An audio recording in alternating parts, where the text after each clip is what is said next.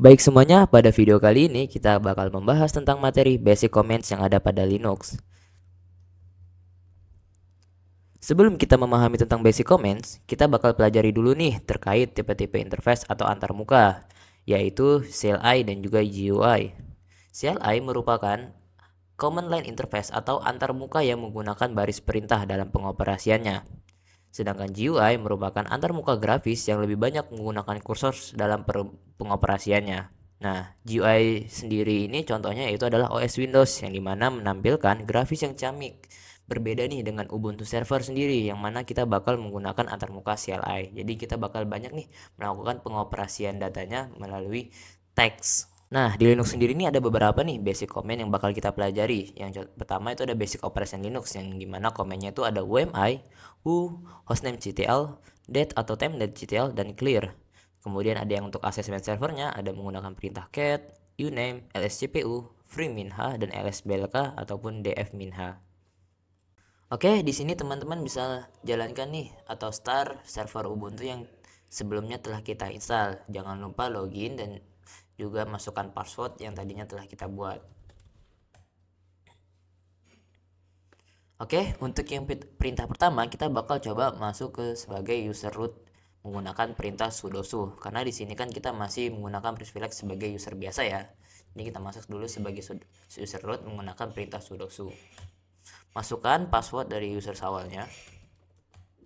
Nah, di sini kita sudah masuk nih sebagai root user, sudah tidak menggunakan sebagai sawal user lagi. Oke, kita masuk nih ke perintah yang pertama, yaitu ada perintah UMI. UMI ini merupakan perintah yang digunakan untuk menampilkan user yang sedang digunakan. Nih. Nah, di sini karena saya sudah login sebagai user root, maka dia bakal nampil sebagai user root. Kalau kita exit, terus kita jalankan lagi UMI.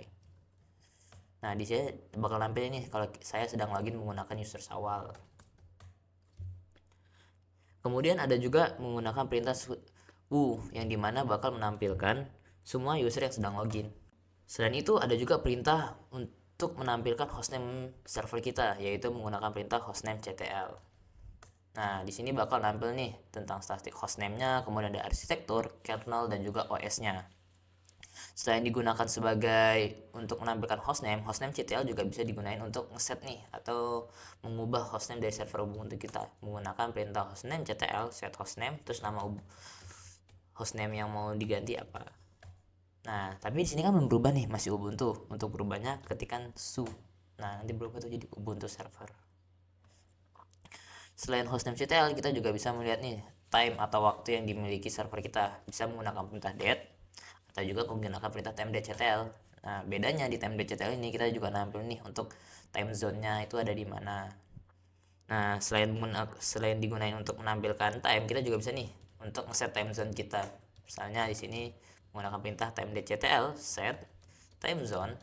Terus zone-nya apa? Kalau di sini karena saya ada di Jakarta atau WIB itu biasanya dia Asia Jakarta.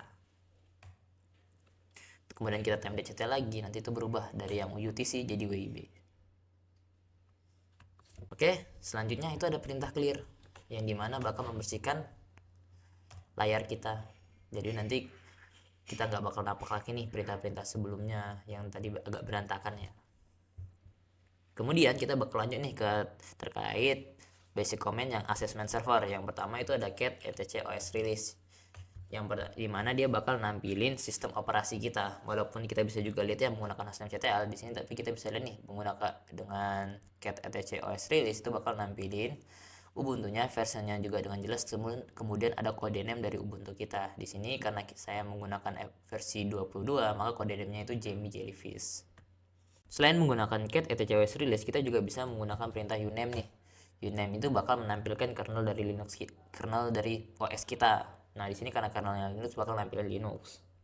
Selain itu, kita juga bisa menampilkan prosesor server kita menggunakan perintah lscpu. Nah, di sini kan karena banyak nih tulisannya atau informasinya. Jadi dia langsung ke bawah nih kalau kita menggunakan versi CLI. Jadi biar kita bisa scrolling di sebuah server yang interface-nya CLI itu bisa menggunakan perintah less. Jadi nanti kita bisa scrolling nih menggunakan row atas dan bawah. Nah, di sini kita bisa nampil nih terkait arsitekturnya, terus kemudian CPU-nya itu ada berapa. Di sini bisa dilihat nih CPU saya itu ada 2 core, jadi dia ada 2 di sini. Selain itu, kita juga bisa menampilkan memori kita atau free space memori kita menggunakan perintah free minha. Nah, di sini bakal nampil nih total memori kita berapa, ada swap-nya juga, kemudian use-nya itu ada berapa. Selain itu, kita juga bisa menggunakan perintah lsblk untuk menampilkan penyimpanan kita. Nah, di sini tampil nih terkait penyimpanan kita. Nah, kalau di Windows kita tahu tuh disk kita atau penyimpanan kita tuh ditandai dengan huruf seperti C, D. Nah, kalau di Ubuntu sendiri itu nanti tampilannya kayak gini nih, yang SDA, SDA 1, 2, 3 dan seterusnya. Ada SDB juga. SDB, SDC dan seterusnya. Selain itu, ada juga perintah yang lain yaitu menggunakan df-minha untuk menampilkan penyimpanan. Nah, bisa dilihat nih perbedaannya antara lsblk dan df-minha. Kalau lsblk itu kan gak ada tuh persenannya, sedangkan di df-minha itu ada persenannya dalam bentuk persen segini. Kemudian, kalau di df-minha, perintah df-minha itu tidak menampilkan nih dia tipe itunya, disknya itu gimana. Kalau di sini kan ambil tuh ada loop, ada disk part dan LVM dan seterusnya. Baik teman-teman, sekian untuk materi pada video kali ini. Sampai jumpa di video selanjutnya.